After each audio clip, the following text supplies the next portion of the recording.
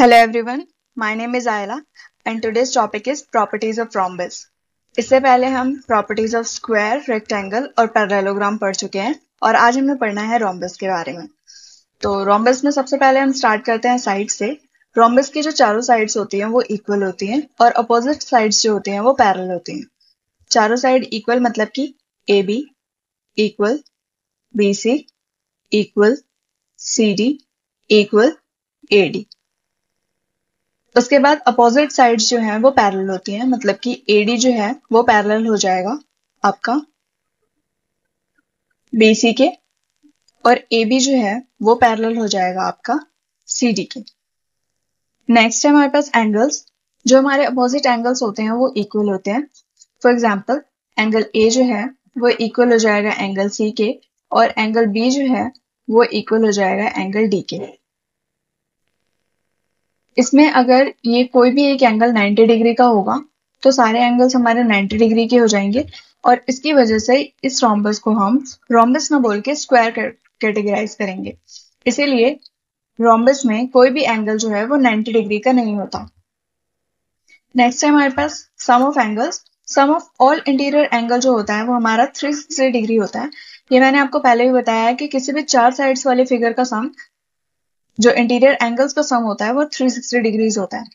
For example angle A plus angle B plus angle C plus angle D equals 360 degrees.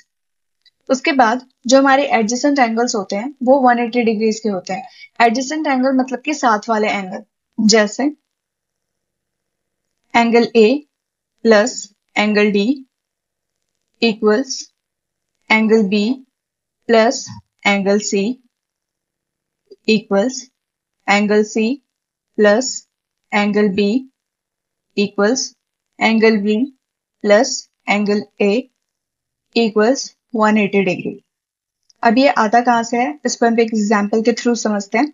For example angle D जो है वो हमारा 60 degree है, तो opposite angles equal होते हैं तो हमारा एंगल B जो है वो भी 60 डिग्री हो जाएगा।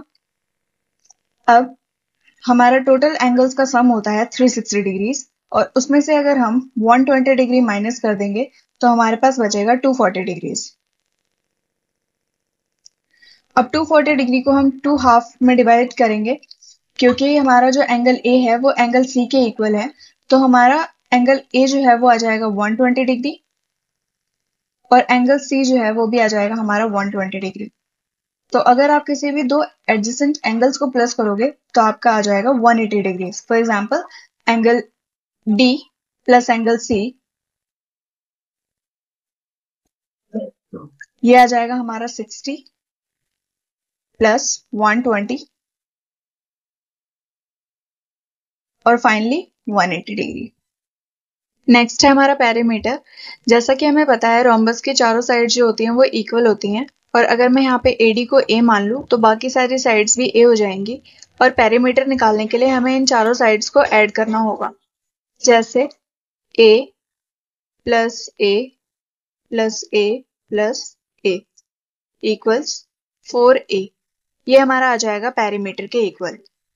नेक्स्ट है area of rhombus. Area of rhombus होता है डायगोनल 1 इंटू डायगोनल 2 अपॉन 2।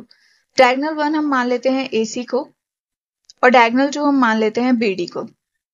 अब जब हम इन दोनों को मल्टीप्लाई करके 2 से डिवाइड कर देंगे तो हमारे पास एरिया आ जाएगा। ये होता है AC इंटू BD अपॉन 2। अब AC को हमने D1 माना है तो यहाँ पे लिख देंगे D1 इंटू, और BD को माना है हमने D2 तो D2 अपॉन 2 और ये हमारा इक्वल आ जाएगा एरिया के, एरिया ऑफ रोम्बस। इसके बाद लास्ट टॉपिक जो है हमारा डायगोनल्स। डायगोनल्स को हम डिटेल में डिस्कस कर लेते हैं।